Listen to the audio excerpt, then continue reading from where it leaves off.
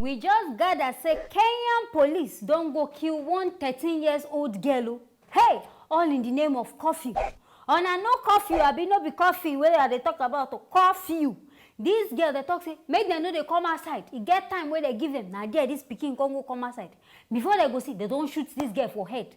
Kill her. This policeman, I don't understand your matter. Why you know say na small pikin? Why be say you can't still decide say you won't go kill this girl? This girl where they talk say her name na Esther Naula. They say in parents now send this girl say make she go on supermarket to go buy food stuff.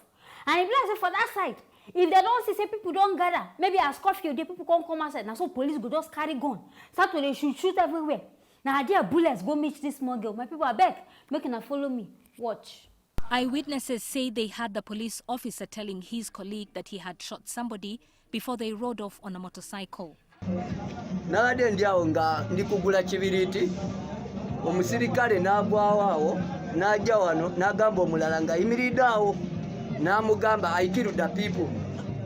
Ne baduka nagenda kwata epiki wali poliisi nagenda walinze okudda wano abantu babaddewo basatu awo bakaaba omwana afudde okuja ngakubye omwana esasi ku mutwe.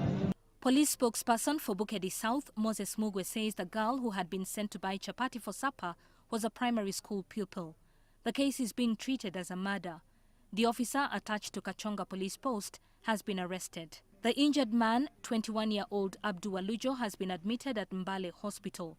Naula's relatives who picked her body from Mbale City Mortuary have condemned the police for using excessive force while enforcing the curfew. Era ninkwata omwana nakute wansi ninkombako omusayi emirundi bbiri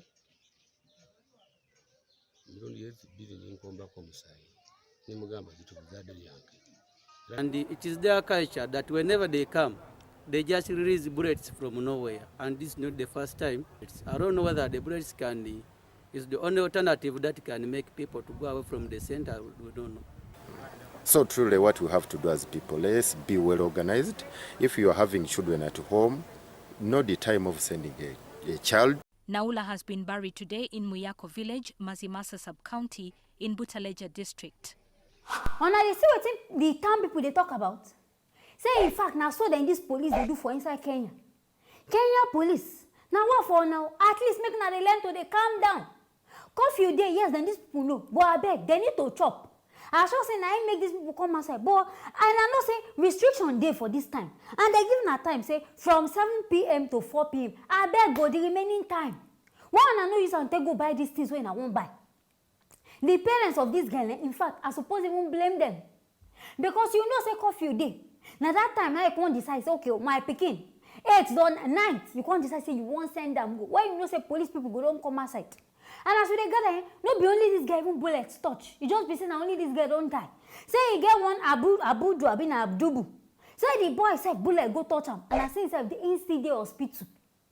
So I beg this police now, what is they want to do for this man matter? Because it can't be like say in they work on others. Now their president have been at their whoever they lead, now I go tell them say if people gather, maybe they should shoot. Now see as this matter don't go turn one kind now. How you want to explain this one? If now they give coffee, now know the reason how people won't take survive. Maybe this person now cook, she even cook her ogbon also be one kind soup. She can't remember say salt no di. Now waiting make her even consend the pikin. Now and I don't consend this pikin now to early grave on top of ordinary coffee. But as a policeman, this one now listen now murder. I no go talk saying a mistake. We no even feel reason this one as mistake. Because you know before you do you see saying a small pikin. You still want at least just call them, come them together, say, okay, oh, we get time for this whole thing. We get time where they do this thing. Governor don't talk say from here to here, make no comment. Caution them. And if she tells okay, now this is what reason maybe mama no even wear, been medicine, you don't know what thing cause the whole thing. You just carry your gun, start to shoot. Now so they train on her. All these people every say they don't give them a gun and all this kind. Now so they go just start to they misbehave. People who don't they in power every say they carry their authority, they overbehave. They misbehave mostly. Because I know they understand what they worry all these people be say, if they don't put in power, then that time I can't say Nina be superior to the whole world. This one now, what no they happen. So I don't see the reason why be say policeman go carry gun. For broad daylight, they shoot gun, say in the use and pursue people. Now make siren dey there. If you know say I want pursue people, make una use na siren. On and why I sure say people hear this kind thing, they go know say okay, police don't call, they won't call arrest people. Everybody go jackpot, everybody go run for their life. But this one be say na gun.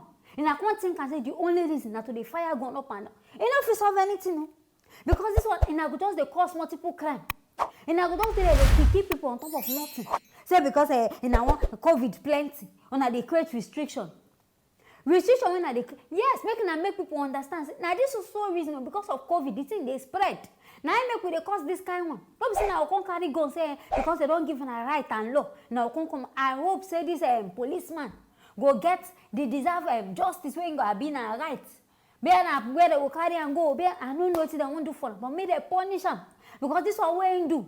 You know even and I saw other police for that place. Now so they do. I saw all these other police now so they misbehave up and down. So I beg people will be saying I know say I get children. If you know say the time for coffee don't reach, make na no send in a picking come out. Make them stay inside house. Make everything they peaceful. We no want when they hear story that touches the heart. Say and this one happen, I bet that one happen. Make everything. Make na they careful. Because this is what we say they don't they shoot, they don't order shooting. Sooner or later, no one can go hear story say they don't carry go shoot person by mistake. I beg, make na they careful. I hear this one, I can't make I bring her coming aside, making herself use na ear, hear waiting they happen. Anything way I feel about this whole matter, make not forget to write them inside the comment section. Make not forget to like and also share this video so everybody safe go see what they yarn about. I will see you now for our next video.